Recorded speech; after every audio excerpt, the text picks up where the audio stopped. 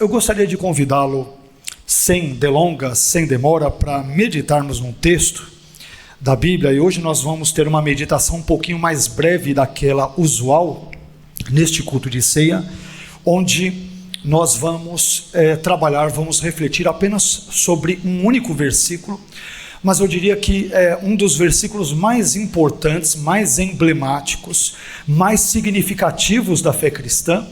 É um versículo que ele é simples, em certo sentido, nós o conhecemos de cor e salteado, mas obviamente aquilo que ele nos exige, o que Deus nos exige por meio deste versículo que leremos, eu diria que é algo muito duro, é algo que de fato exige uma série de posturas da nossa parte, posturas estas que somente pela graça de Deus, somente com o auxílio de Deus, somente com a presença de Deus é que nós podemos fazer essas coisas. É claro, não conseguimos fazer nada, absolutamente nada, se não for a graça de Deus a nos ajudar, a nos sustentar, a nos guiar, a nos conduzir e assim por diante.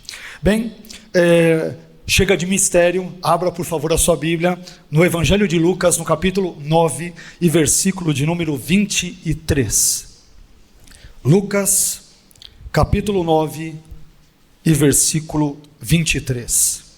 Vamos meditar nesta manhã sobre o tema as 3 marcas dos discípulos de Jesus. Os discípulos de Jesus, a partir do texto sobre o qual nós meditaremos, nós descobrimos que eles têm algumas marcas distintivas que os caracterizam, ou pelo menos deveriam caracterizá-los. E é sobre isso que nós vamos meditar na manhã de hoje. Lucas 9, 23 diz o seguinte: E dizia a todos: Se alguém quer vir após mim, negue-se a si mesmo, tome cada dia a sua cruz e siga-me. Mais uma vez, se você quiser me acompanhar na leitura.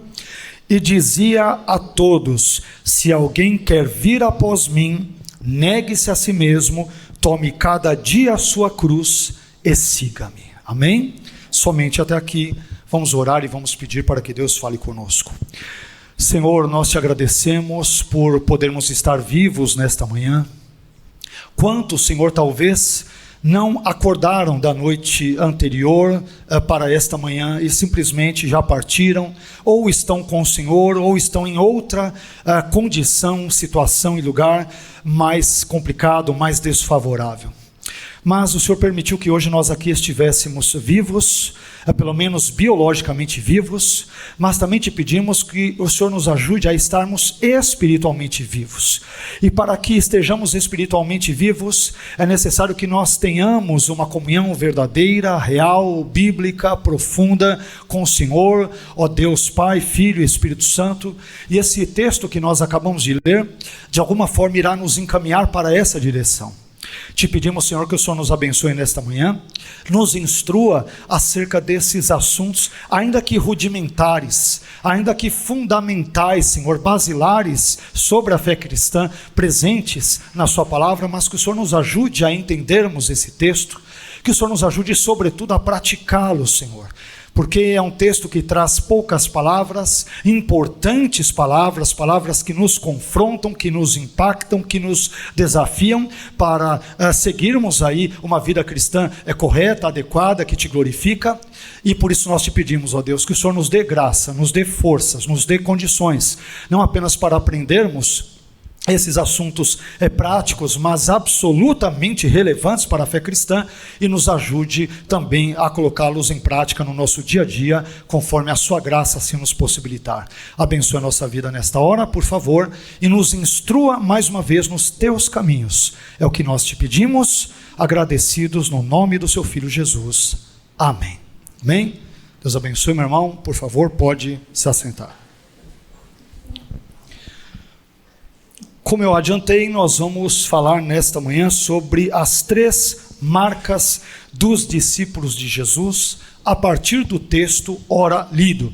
É claro que poderíamos citar outras marcas, mas estamos, claro, que nos baseando nesse texto. E a partir desse texto, tendo como fundamento esse texto, é que nós vamos, então, nos basear nesse título, nesse tema da nossa mensagem.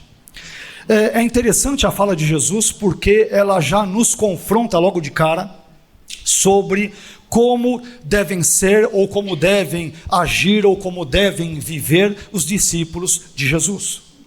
E aqui Jesus nos diz que um discípulo dele, alguém que o segue, alguém que busca seguir os seus valores, os seus princípios, os seus ensinamentos e colocá-los em prática, essas pessoas têm algumas marcas que as caracterizam, que as identificam. E é interessante que, lendo esse texto, eu não vejo que um discípulo de Jesus ele é conhecido por falar em línguas. E evidentemente não temos nada contra aqueles que falam em línguas. O discípulo de Jesus não é conhecido por ser um profundo teólogo. O discípulo de Jesus não é conhecido por conhecer profundamente as línguas originais, hebraico, aramaico e grego. O discípulo de Jesus não é conhecido por frequentar uma igreja há 30, 40, 50 anos ou talvez mais do que isso. O discípulo de Jesus, ele é conhecido por outras marcas. Não que estes elementos que eu citei agora brevemente também não sejam importantes e não tenham o seu lugar na vida cristã, não é isto. Mas os discípulos de Jesus, aqueles que o seguem, aqueles que o buscam, aqueles que se auto-intitulam cristãos, ou pelo menos acham que devem ser assim chamados, existem uma série de qualificativos que vão identificá-los. E é sobre isso que nós vamos meditar já na sequência. Bem, aqui o convite que Jesus faz às pessoas que desejam ser seus discípulos, seus seguidores, ele é um convite tríplice. Em primeiro lugar, o convite de Jesus é um convite abrangente. O texto que nós lemos de Lucas 9, 23, começa dizendo: e dizia a todos, e dizia a todos. Perceba, meu irmão, que Jesus não convida apenas alguns indivíduos afortunados, iluminados ou sortudos para serem seus discípulos. Jesus ele convida todos a serem seus discípulos, homens e mulheres, ricos e pobres, cultos e ignorantes, patrões e empregados, judeus e gentios, conhecedores de teologia ou leigos, não importa, enfim, todos são convidados por Jesus para serem seus discípulos. E este convite, portanto, evidentemente, ele se estende a mim e a você. Nesta manhã, Jesus está nos convidando, nos conclamando para que sejamos seus discípulos, para que o sigamos, para que o imitemos, e que, portanto, para que possamos copiar a sua vida, obras, ensinos, práticas, conduta, estilo de vida e assim por diante. Então, em primeiro lugar, o convite de Jesus é um convite abrangente. Ele dizia isso a todos. Meu irmão, pelo que eu saiba aqui, a palavra todos não exclui a ninguém. Não tem como se refugiar e dizer, não, mas isso não é para mim. É apenas para os judeus que o ouviam naquela época. Era apenas para alguns, talvez soldados ali romanos ou legionários. Não, esse convite inclui a mim e a você. Nenhum de nós pode escapar desse convite glorioso, maravilhoso que Jesus nos faz na manhã de hoje. É para mim e é para você esse convite. Em segundo lugar, o convite de Jesus é um convite a uma resposta voluntária. Voluntária. O texto diz, e dizia a todos, se alguém quer. Observe que Jesus ele não obriga ninguém a segui-lo. Jesus não coage, não força e não violenta a vontade das pessoas para que estas o sigam. Se fosse assim, não haveria inferno. Se fosse assim, nós não teríamos então tormento eterno. Mas a pessoa, com auxílio da graça, é claro, é que tem que desejar isso voluntariamente.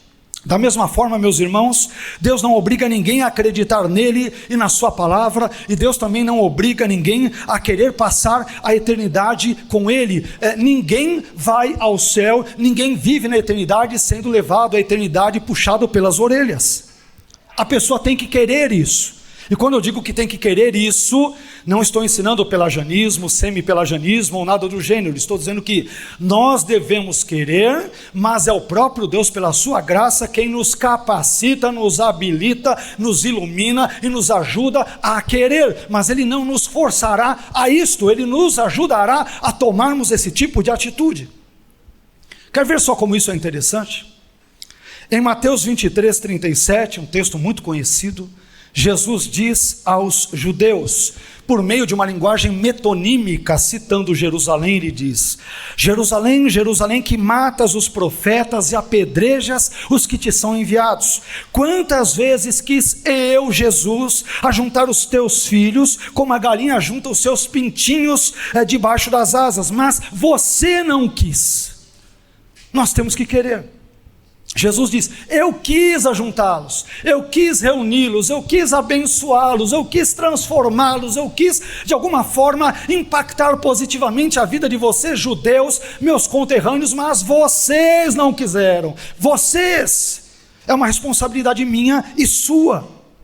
E perceba que isso não ocorre apenas em Mateus, isto se dá em vários outros textos bíblicos. Vamos citar mais um.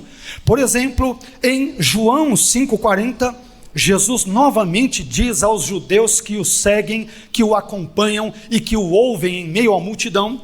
Em João 5,40 Jesus diz: vocês não querem vir a mim para terem vida eterna. Vocês não querem. Eu quero que vocês tenham vida eterna. Eu quero que vocês sejam abençoados. Eu quero que vocês sejam transformados. Eu quero que a vida de vocês seja mudada, transformada para melhor. Mas vocês não querem vir a mim para terem vida. Meus irmãos, quando falamos sobre sermos discípulos de Jesus, esse tipo de convite é um convite feito a uma resposta voluntária. Nós temos que querer. Ninguém é obrigado a ir para a igreja, ninguém é obrigado a crer no evangelho, ninguém é obrigado a arrepender dos seus pecados, ninguém é obrigado a ter uma vida abençoada e transformada. Você tem o direito de dizer: não, eu não quero ter uma vida abençoada, não, eu quero morrer e quero ir para o inferno, não, o Senhor me criou, mas eu não quero ter nenhum tipo de relacionamento com o Senhor. As pessoas têm evidentemente essa liberdade, mas isto obviamente trará o seu ônus, trará suas consequências, trará os seus resultados no devido tempo nessa nossa vida. Então, não se esqueça de que o convite de Jesus é um convite, é uma resposta voluntária. Se alguém quer. Eu também aprendo em terceiro lugar que o convite de Jesus é um convite para um relacionamento pessoal com Ele mesmo. O texto continua dizendo: vir após mim. Isto é, e dizia a todos, em primeiro lugar. Segundo, se alguém quer. Terceiro, vir após mim. Vir após mim. Meus irmãos, Jesus não nos convida para fazermos parte de uma religião, de uma denominação, para fazermos parte de uma instituição, para fazermos parte de uma tradição ou para fazermos parte de um movimento. Jesus nos convida, em vez disso, para um relacionamento vivo, pessoal, transformador, abençoador com Ele mesmo. Ele não nos convida para nos relacionarmos com uma entidade de forma geral abstrata, mas para nos relacionarmos com uma pessoa que é Ele mesmo, o Senhor Jesus Cristo de Nazaré. E nesse relacionamento, Ele quer que nós nos arrependamos dos nossos pecados, eu e você, quer que o adoremos, quer que o busquemos, que confiemos nele, quer também que nós o imitemos. E esse convite tríplice, meus irmãos, feito por Jesus para que as pessoas sejam seus discípulos, é acompanhado de 3 importantes marcas que irão caracterizar a vida dos discípulos de Jesus. E essas marcas são expressas através de 3 declarações no imperativo. E agora sim nós vamos falar sobre essas 3 marcas mais especificamente, de forma geral. A primeira marca que nós aprendemos aqui, muito óbvia no texto, muito escancarada no texto, é a seguinte: os discípulos de Jesus têm uma vida caracterizada pela renúncia pessoal. Então, o texto diz que ele dizia a todos: se alguém quer vir após mim, e aí o texto continua, negue-se a si mesmo. A primeira marca dos discípulos de Jesus: os discípulos de Jesus têm uma vida, ou deveriam ter uma vida caracterizada pela renúncia pessoal. Negue-se a si mesmo. Negue-se a si mesmo. Esse texto ele é muito interessante e é muito confrontador especialmente nos dias e circunstâncias atuais em que vivemos. Nós vivemos em uma sociedade em que as pessoas são incentivadas cada vez mais a realizar as suas vontades e a dar vazão aos seus desejos, sejam eles quais forem. Faça o que você quiser, tudo é liberado, você pode fazer tudo e assim por diante.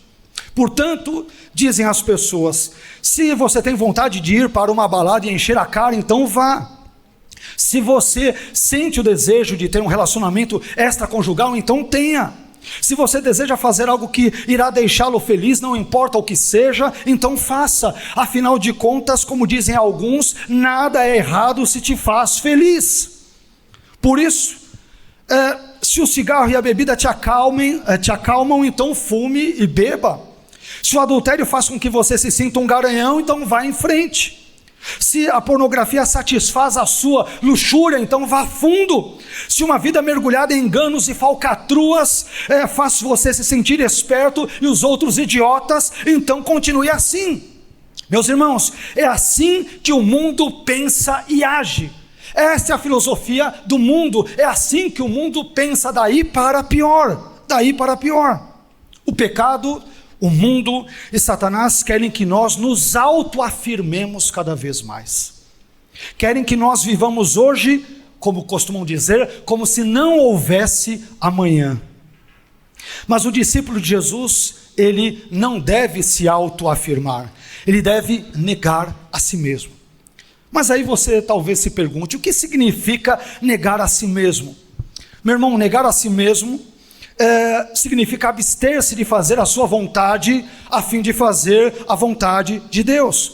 Significa renunciar os seus direitos e interesses pessoais, individuais, e em vez disso cumprir os interesses do reino de Deus, os valores de Deus, os valores do Deus Trino, Pai, Filho e Espírito Santo. Por isso, nós renunciamos ao nosso direito de nos vingarmos daqueles que nos ofendem, a fim de que deixemos a vingança a quem de direito, para o próprio Deus. É isso que Paulo nos diz, por exemplo, em Romanos, no capítulo 12 e versículo 19, quando ele diz: não vos vingueis a vós mesmos, amados, mas dai lugar à ira. Por que, Paulo? Porque está escrito: minha é a vingança, eu recompensarei, diz o Senhor. Às vezes, meus irmãos, nós queremos nos vingar. Pisaram no nosso calo, nós vamos pisar de volta. Nos bateram numa face, nós vamos bater na outra. Nos deram de uma forma, assim nos machucaram, nós vamos machucar ou vamos devolver o troco na mesma moeda. Nós temos o direito disso? Temos o direito, mas devemos fazê-lo? Não devemos. Porque discípulos de Jesus, eles devem renunciar o direito de se vingarem daqueles que os machucaram, daqueles que os ofenderam. Além disso, nós renunciamos ao nosso direito de odiarmos os nossos inimigos, a fim de agradarmos a Deus. É isso que Jesus nos ensina, num texto que nós inclusive citamos já em mensagens anteriores, ali o texto de Mateus 5, versículos 43 e 44, onde Jesus diz: ouvistes que foi dito, amarás o teu próximo e aborrecerás o teu inimigo. Eu, porém, vos digo, amai a vossos inimigos, bendizei os que vos maldizem, fazei bem aos que vos odeiam e orai pelos que vos maltratam e vos perseguem. A sociedade em que nós vivemos, meus irmãos, nos ensina, a sociedade nos ensina, não é a Bíblia, a não sermos idiotas, a não sermos tolos, a não sermos frouxos. Se baterem em você, devolva. Te enganaram, engane de volta. Falaram mal, fale de novo. Te ofenderam, ofenda de volta. Te machucaram, feriram, fira de volta. A sociedade nos ensina a isso, mas o Evangelho nos ensina a renunciarmos esse desejo de nos vingarmos e nos ensina a amarmos aqueles, inclusive, que nos ofendem. E isso envolve esse importante item de negar a si mesmo. Perceba que é difícil ser cristão, porque o mundo nos ensina valores que são muito convincentes, muito persuasivos, Se você apanhou, bata de volta. Enganou, engane de volta. Traiu, traia de volta, né? Recebeu problemas e tal, e faça isso de volta. Sempre dê o troco na mesma moeda, mas a moeda do reino não é a moeda deste mundo. A moeda do reino é o perdão, é o amor, é a graça, é a compaixão. Essa é a moeda de troca do reino de Deus, dos que são discípulos de Jesus. Isso nos leva a outro ponto, onde nós também aprendemos que devemos renunciar ao nosso direito de vivermos de acordo com as nossas próprias regras, a fim de seguirmos as regras de Deus. Hoje está na moda, né? Meu corpo, minhas regras. Minha vida, minhas regras. Meu casamento, minhas regras. Minha finança, minhas regras. A minha vida, quem manda nela sou eu. Quem manda no meu nariz sou eu. Eu faço do jeito que eu quero, do jeito que eu bem entendo. É verdade, mas essa ideia é do mundo, não é uma ideia bíblica. Não é uma ideia bíblica. Veja só o que o salmista nos ensina no Salmo 40, versículo 8, ele diz: deleito-me em fazer a tua vontade, ó Deus meu, sim, a tua lei está dentro do meu coração. O salmista está dizendo: eu me preocupo com as regras de Deus, os parâmetros de Deus, os paradigmas de Deus, aquilo que Deus me deixou como fundamento de fé, de prática e de vida, e não os valores do mundo. Essa ideia de que eu faço o que eu quero, a vida é minha, meu irmão, esse tipo de pensamento, você tem o direito de tê-lo se quiser, mas eu te adianto, esse não é um pensamento de um cristão, isso é um pensamento de gente ímpia. A minha vida é minha, eu faço o que eu quero. Primeiro equívoco, a vida não é sua, é um dom de Deus. Segundo, se você quer seguir a Jesus, você não faz o que quer, porque você tem um Senhor que se chama Cristo, então você é servo dele, portanto você deve obedecê-lo, portanto você não faz exatamente o que quer na sua vida. São valores rudimentares da fé cristã, mas que muitas vezes nós não nos atemos a eles. Outra coisa, nós também renunciamos ao nosso direito de expressarmos livremente a nossa sexualidade, a fim de glorificarmos a Deus com o uso adequado que fazemos do nosso corpo ou do sexo. É isso que Paulo nos ensina num texto conhecido e importante também do Novo Testamento, que é 1 Coríntios capítulo 6, versículos 18 a 20. Acompanhem comigo o que Paulo diz nesse texto. 1 Coríntios 6, 18 a 20. Fugir da prostituição. Aqui o termo grego, ele é mais amplo do que prostituição, ele fala sobre imoralidade sexual de forma geral, ou seja, fuja da imoralidade sexual, e ele vai explicar e detalhar o seu argumento. Todo pecado que o homem comete é fora do corpo, mas o que se prostitui ou comete qualquer tipo de imoralidade sexual, peca contra o seu próprio corpo. Ou não sabeis que o nosso corpo é o templo do Espírito Santo que habita em vós, proveniente de Deus, e que não sois de vós mesmos? E aí ele conclui no versículo 20, qual a razão disso tudo?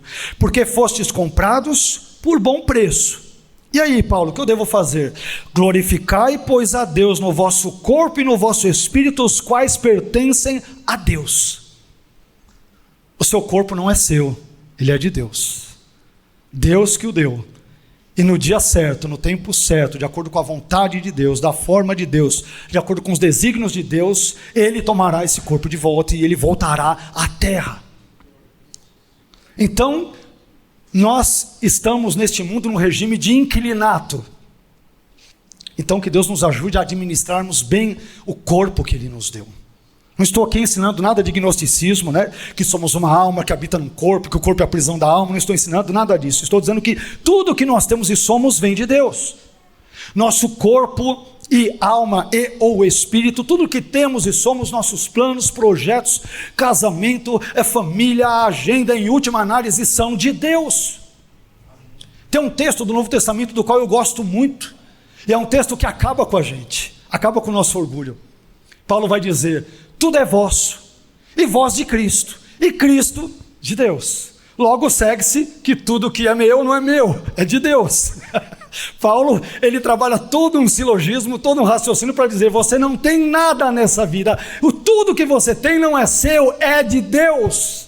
Tudo é vosso, e vós de Cristo, e Cristo de Deus, e portanto nada é meu. Eu não tenho nada que é meu. Essa unha não é minha. Tudo isso é dom de Deus, é graça de Deus, tem Deus como a sua origem, a sua fonte, e portanto um dia nós haveremos de prestar contas a Deus do bom ou mau uso que, por exemplo, fazemos do nosso corpo diante dele. Isso irá nos conduzir, meus irmãos, a uma segunda marca. Primeiro falamos sobre o negar a si mesmo. Segunda marca: os discípulos de Jesus têm uma vida caracterizada pela consciência do alto custo que o discipulado envolve. A continuidade do texto de Lucas 9:23 diz: tome cada dia a sua cruz. Tome cada dia a sua cruz. A expressão tomar cada dia a sua cruz, como eu disse em algum outro momento, aqui em um dos cultos e pregações anteriores, a expressão tomar cada dia a sua cruz tem sido muito mal compreendida por muitas pessoas, incluindo cristãs. Essa expressão, meus irmãos, ela não tem nada a ver com suportar as dificuldades, as lutas, os problemas, as vicissitudes do dia a dia. O meu marido alcoólatra é uma cruz que eu tenho que carregar. Não, isso não é a cruz sobre a qual Jesus está falando. O meu filho envolvido com as drogas é uma cruz que eu tenho que levar. Não, não é disso que Jesus está falando. O meu vizinho mal educado, desrespeitoso, ele é uma cruz que eu tenho que levar. Não tem nada a ver com isso. Essa doença que me acompanha há vários anos é uma cruz que eu tenho que suportar. Jesus não está falando sobre problemas ou sobre dificuldades do dia a dia que nós chamamos de cruzes que devemos levar. Não é sobre isso que ele fala. Esses breves exemplos que demos não tem nada a ver com tomar a cada dia a sua cruz. Tomar cada dia a sua cruz, meus irmãos, significa que ser discípulo de Jesus é algo que pode custar muito caro. Ser discípulo de Jesus pode conduzi-lo a você e a mim à morte. Ser discípulo de Jesus pode custar a minha própria vida, a sua própria vida. Ser discípulo de Jesus é algo que pode arruinar toda a nossa vida. Os seus familiares poderão se afastar de você. Você poderá perder muitos dos seus amigos ou supostos amigos. Você poderá perder o seu emprego. Você poderá perder a sua reputação. Você poderá ser prejudicado nos seus estudos. Enfim, seguir a Jesus pode custar muito caro a mim e a você. Você está a fim de pagar esse preço alto? Essa é a pergunta que Jesus nos faz. Quer ver só um texto que eu poderia muito bem me basear nele, poderia ter me baseado nele para construir outro tipo de sermão nesta manhã, porque é um texto que ele detalha outros assuntos, mas por N razões acabei não fazendo isso. Mas Lucas 14, versículos 26 a 33, nesse texto, Jesus nos dá uma vívida descrição dos altos custos que o discipulado envolve. Ser discípulo de Jesus envolve pagar um altíssimo preço. Pode arruinar a sua vida, pode destruir a sua vida. Essa pregação não é uma boa propaganda do Evangelho, né? Porque tantos por aí, venha para Jesus que ele vai te dar carro, comida, roupa lavada, né? Você não vai ter nenhum tipo de problema, ele vai até limpar o seu nome do SPC e do Serasa. Siga Jesus, que é só Pix caindo na conta toda hora. Tem um pessoal que ensina essas baboseiras todas aí. E eu estou na contramão disso. Eu estou dizendo que seguir Jesus é uma coisa complicada, não é algo muito bom. Envolve um alto custo. E Jesus nos ensina a fazermos os cálculos. Olha só, eu vou ler um texto que é para confrontar a sua fé. Se segura então aí nas cadeiras, porque é um texto que vai nos confrontar. Jesus nos convida, a mim e a você, a colocar na planilha, na ponta do lápis, para ver se vale a pena segui-lo ou não. Ele está dizendo, o preço é muito alto. Você quer me seguir ainda assim? Quer ver qual é esse texto? Lucas 14, versículos 26 a 33. Eu quero lê-lo com calma com você, pode abrir aí a sua Bíblia. Leia com calma, olha o que Jesus vai falar. Tudo envolve o custo do discipulado. Versículo 26, Lucas 14, 26 a 33. Se alguém vier a mim e não aborrecer a seu pai e mãe e mulher e filhos, irmãos e irmãs, e ainda também a sua própria vida, não pode ser meu discípulo. Ele está dizendo, você quer me seguir de forma séria, verdadeira? Sim, você vai ter problemas na família. Porque vai ter descrentes na família que vão dizer, virou fanático, agora não sai da igreja, só fica dando dízimo e oferta, né? Não para de ir no culto de oração, qualquer coisa envolve coisas da igreja, né? Você vai ter problemas com a sua família se você quiser levar o evangelho a sério.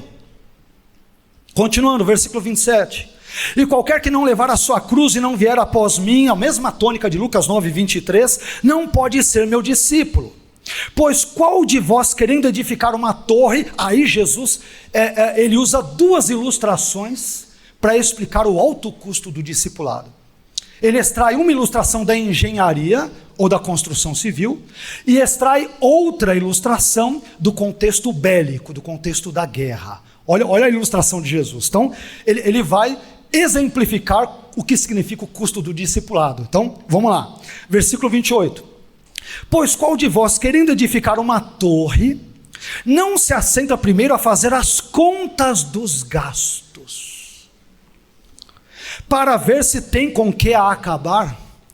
Para que não aconteça que depois de haver posto os alicerces, e não a podendo acabar, todos os que a virem comecem a escarnecer dele, dizendo, este homem começou a edificar e não pôde acabar. Olha que interessante. Então, seguir a Jesus envolve isso, eu tenho que sentar, colocar na ponta do lápis, será que eu tenho condições de aguentar toda essa bronca?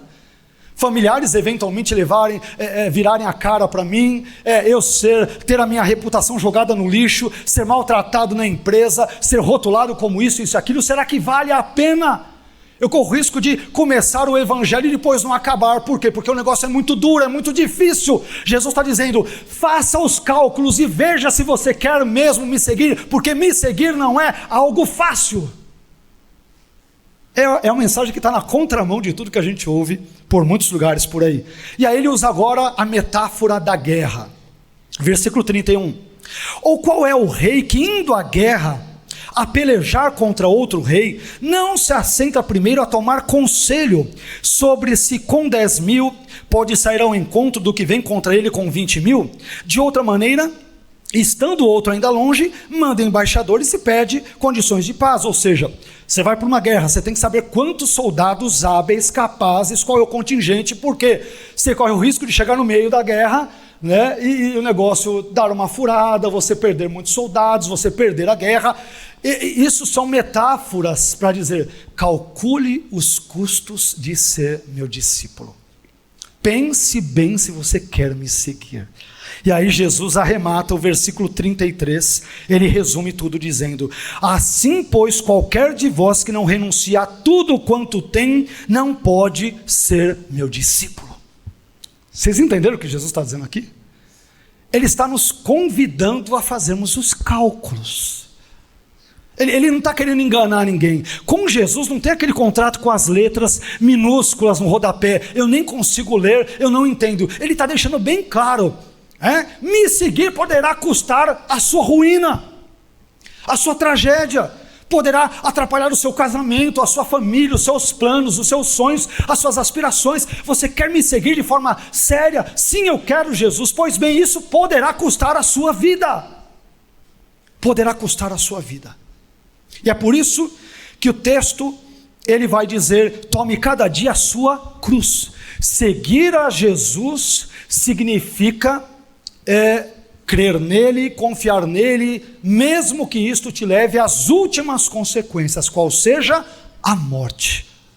Seguir a Jesus é uma tarefa que pode tirar a minha vida e a sua vida, por causa da inimizade que há entre o mundo e Deus. O pecado não gosta de Deus, Satanás não gosta de Deus, os demônios não gostam de Deus, os ímpios não gostam de Deus. E se vivemos num mundo onde há tanto antagonismo contra Deus, isto poderá inevitavelmente custar a minha vida, e isso deve ser algo diário. Devemos tomar a cruz cada dia, ou seja, cada dia eu posso sofrer uma nova derrota pessoal e que pode me levar à morte por causa da minha fé em Jesus.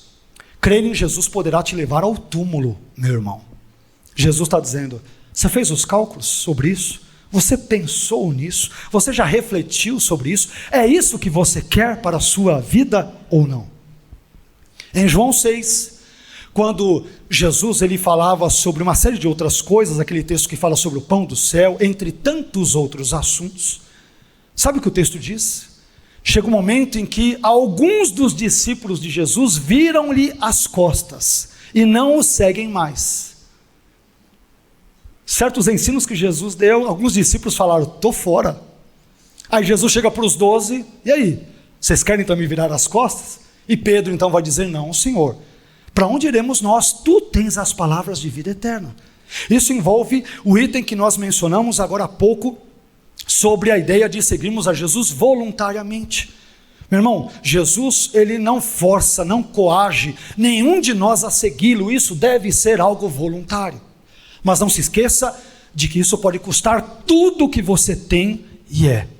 Seguir a Jesus, seriamente, pode causar muitos problemas para a sua vida pessoal, familiar, enfim, profissional e assim por diante. É isso que você quer para a sua vida? Você quer arrumar problemas para a sua vida? Se você quer, então siga Jesus. Essa é a mensagem. Essa é a mensagem. Isso nos leva à terceira e última marca. Eu também aprendo que os discípulos de Jesus têm uma vida caracterizada pela imitação do seu mestre. O texto termina dizendo, e siga-me. Se alguém quer vir após mim, tome cada dia a sua cruz, e finalmente, e siga-me. Terceira marca, os discípulos de Jesus têm uma vida caracterizada pela imitação do seu mestre. Seguir a Jesus, meus irmãos, significa imitá-lo. Em 1 Coríntios 11, 1, um texto muito conhecido, o apóstolo Paulo ordenou aos coríntios, sede meus imitadores, como também eu, Paulo, sou de Cristo. Ser imitador de Jesus é mais do que ir à igreja aos domingos, é mais do que ir à igreja às quartas-feiras, usando exemplos da nossa igreja aqui local, é mais do que participar da escola bíblica dominical, é mais do que contribuir com dízimos e ofertas, é mais do que cumprimentar o irmão na hora do culto, no início do culto, com a paz do Senhor, com a graça e a paz e assim por diante, é mais do que pertencer a uma denominação eclesiológica, eclesiástica, e é mais do que aderir a um sistema teológico ou a uma tradição. Ser imitador de Jesus, meus irmãos, significa copiar o estilo de vida que ele viveu e implementá-lo no nosso dia a dia, na medida, é claro, do possível. Lembrando que somos pecadores imitando a um Jesus que é santo e é absolutamente santo.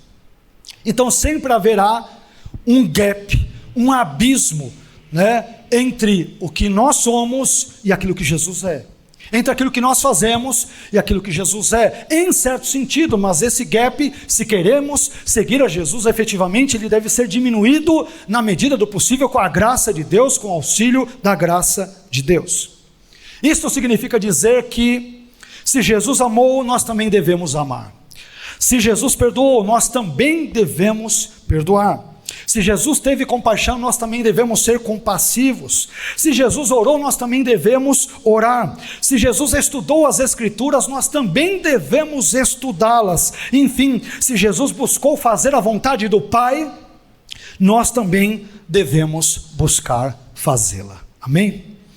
Eu quero concluir essa mensagem, que eu disse que seria breve hoje, dizendo que hoje nós aprendemos que o convite feito por Jesus para que as pessoas sejam seus discípulos, foi um convite tríplice. Primeiro, o convite de Jesus é um convite abrangente e dizia a todos. Segundo, o convite de Jesus é um convite a uma resposta voluntária, se alguém quer. Terceiro, o convite de Jesus é um convite para um relacionamento pessoal com Ele mesmo, vir após mim. Além disso, nós também vimos que o convite feito por Jesus para aqueles que desejam ser seus discípulos é acompanhado do fato de que existem 3 marcas distintivas que caracterizam todo e qualquer discípulo de Jesus. Primeira marca, os discípulos de Jesus têm uma vida caracterizada pela renúncia pessoal, negue-se a si mesmo. Segunda marca, os discípulos de Jesus têm uma vida caracterizada pela consciência do alto custo que o discipulado envolve. Tome cada dia a sua cruz. E por fim, terceira e última marca, os discípulos de Jesus têm uma vida caracterizada pela imitação do seu mestre. E siga-me. Que essas palavras venham ecoar no nosso coração, venham incomodar-nos nos nossos pensamentos, venham impactar a nossa vida, e que Deus nos ajude para que o maligno não roube essa palavra do meu e do seu coração nesta manhã. Amém?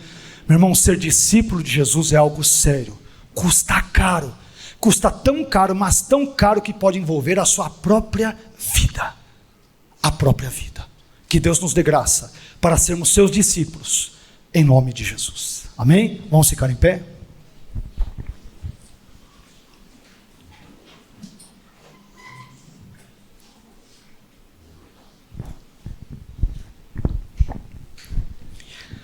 Hoje nós meditamos num texto que é um texto confrontador.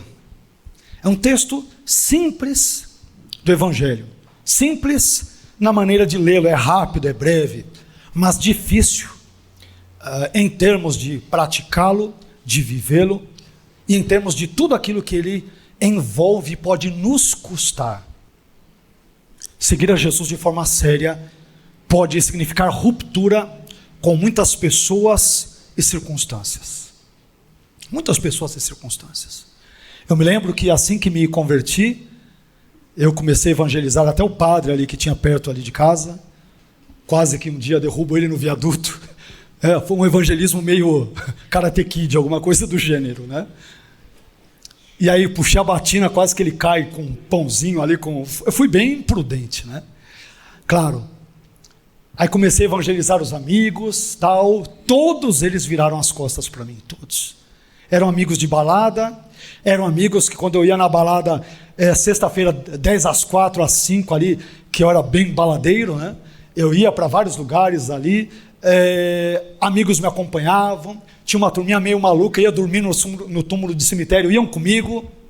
Tinha uns costumes meio esquisitos, né? Ainda bem que Jesus me transformou. Mas assim, esses meus amigos, hoje, nenhum deles hoje está mais próximo de mim. E quando ainda vejo um ou outro e convido para a igreja, não, sabe como que é? Eu falei, não, eu sei como é que é, claro que é. Você não quer.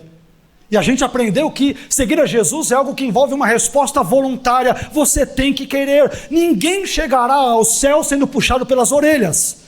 Deus não vai obrigar ninguém a ser salvo. Você tem que querer ser salvo pela graça, com o auxílio da graça.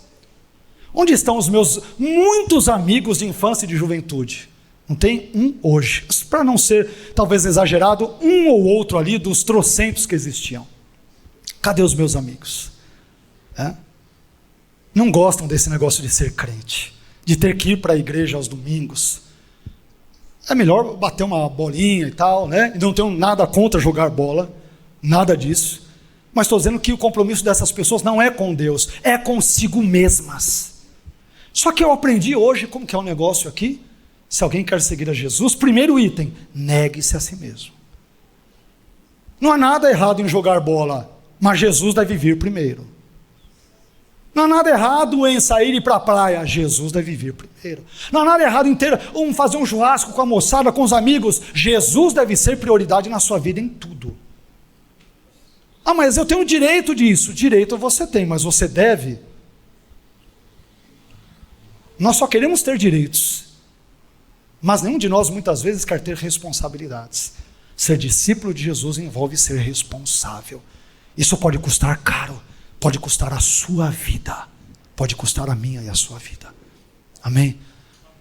Que Deus nos ajude a engolirmos essa mensagem um pouco dura, mas é bíblica. Se alguém um dia conseguir me provar que não é bíblica, por favor, eu me retrato. Como eu desconfio que ninguém vai conseguir, então, meu irmão, engula a seco mesmo. E que Deus ajude você e eu a nos conformarmos com as Escrituras, em nome de Jesus, amém? Fecha os teus olhos. Pai, eu quero te agradecer por esse dia, por essa mensagem tão confrontadora, Senhor. Senhor, é uma mensagem que nos mexe conosco, nos confronta, nos tira da nossa zona de conforto e nos ajuda a fazermos os cálculos como o seu próprio Filho Jesus nos ensinou. Ele nos ensinou como, usando exemplos da engenharia, da guerra, a fazermos os cálculos dos custos que envolve ser discípulo de Jesus. Ser seu discípulo, Senhor, é algo que pode custar a nossa vida. Pode custar aquilo que nós temos de mais precioso neste mundo, que é a nossa própria vida. Pode custar os nossos relacionamentos familiares, os nossos relacionamentos com vizinhos, com amigos. Nós não queremos o mal de nenhum familiar, de nenhum vizinho, de nenhum amigo, mas, Senhor, se os valores dessas pessoas forem contrários aos do seu evangelho, nós preferimos seguir o seu evangelho do que ter amizades com o mundo. Ajude-nos, Senhor, a negarmos a nós mesmos. É tão difícil isso, Senhor. Vivemos numa sociedade em que somos ensinados a nos autoafirmarmos a cada momento. Não, eu vou fazer isso, eu vou fazer aquilo, vai ser do jeito que eu quero, eu tenho o direito de fazer isso. E onde que fica, Senhor, o tal do negar a si mesmo para seguir a Jesus?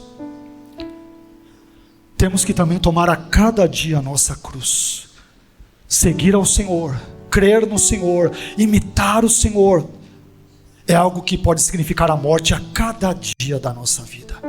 Cada dia na vida de um discípulo de Jesus pode ser o seu último dia neste mundo, devido à tamanha oposição que ele enfrentará do mundo, do pecado de Satanás, dos demônios e dos valores deste mundo caído. Ajude-nos por fim a seguirmos o Senhor. O Senhor é o nosso modelo, Senhor. Nós não queremos imitar homens, a não ser que estes homens te imitem. Como o próprio Paulo disse: sede meus imitadores, como eu sou de Cristo. Nós queremos imitar o Senhor. Mas se existem homens e mulheres que te imitam numa vida de piedade, de oração, de amor, de compaixão, então nesse sentido sim queremos imitar pessoas que sejam por sua vez imitadoras do Senhor. Senhor, o mundo carece de paradigmas, de modelos a serem imitados. Quando olhamos para os vários contextos e setores da nossa sociedade, política, área da música, das artes, tantas outras áreas, vemos que, Senhor, carecemos de um paradigma, de um modelo a ser seguido. Mas quando olhamos para as Escrituras, nós descobrimos, Senhor Jesus, que o Senhor é esse modelo que nós devemos seguir. Ajude-nos, Senhor, a segui-lo. Ajude-nos a imitá-lo, por mais que isto seja difícil, isto envolva um altíssimo custo, em última análise envolva a nossa própria vida, Senhor. Nos ajude a entendermos que seguir o Evangelho não é brincadeira, é algo sério, que envolve compromisso, que envolve responsabilidade, que envolve renúncia, que envolve abnegação, que envolve, Senhor, um altíssimo custo. Mas nós te pedimos, Senhor, que a sua graça, que o seu amor, que a sua misericórdia, a sua sabedoria nos ajudem a seguirmos ao Senhor. De nós mesmos nós não podemos, de mim mesmo eu sou incapaz, eu sou incompetente, eu sou um frouxo e não consigo seguir o Senhor. Mas se o Senhor me ajudar, se a sua graça me cercar, se o seu poder, Senhor, me revestir, se o Senhor estiver comigo, eu poderei fazer algo que humanamente jamais poderia fazer. O Senhor pode transformar a minha vida, o Senhor pode transformar a vida dos meus irmãos, o Senhor pode transformar a vida dessa igreja, para que sejamos, com a sua graça, discípulos do Senhor. Não queremos ser discípulos do mundo, da ideologia do mundo, dos valores do mundo, dessa politicagem do mundo. Queremos ser discípulos do Senhor, ó Senhor Jesus. Nos ajude a isso, nos ajude para que consigamos cumprir essa meta. Que meta, Senhor, gloriosa, que tem as suas dificuldades, é verdade, mas nos ajude a segui-lo e a segui-lo de forma séria. Perdoa os nossos pecados, Senhor, nesta manhã. Estamos aqui como um grupo de muitos pecadores que carecem do seu perdão, que carecem da sua misericórdia, que carecem de uma segunda chance, quem sabe uma terceira, quarta, quinta chance. Prometemos que talvez não íamos mais pecar naquele determinado assunto, e quando nos damos por conta, nós erramos de novo, Senhor. Pai, ajude-nos a sermos melhores, ajude-nos a negarmos a nós mesmos, como isso é difícil. Ajude-nos a tomarmos cada dia a nossa cruz, ajude-nos a seguir ao Senhor. Esse é um resumo do discipulado cristão, do que envolve a vida cristã. Ajude-nos a perseguir esses objetivos de vida, e que eles sejam uma tarefa sagrada para nós, que queiramos, com a ajuda da sua graça, seguir e conquistar. Abençoe-nos agora nesse culto de ceia, Senhor, quando iremos participar da sua mesa, que o Senhor mesmo preparou para nós. Obrigado, Senhor, por nos convidar para um banquete tão precioso como este. Não merecemos, Senhor. Quem somos nós para nos banquetearmos contigo? Mas como o Senhor comia com publicanos e pecadores, então eu te agradeço, Senhor, porque eu pelo menos cumpro uma dessas qualificações. Eu sou pecador, portanto me aceite no seu banquete. Aceite aos meus irmãos na ceia desta manhã, por favor. É o que te pedimos em nome de Jesus. Amém.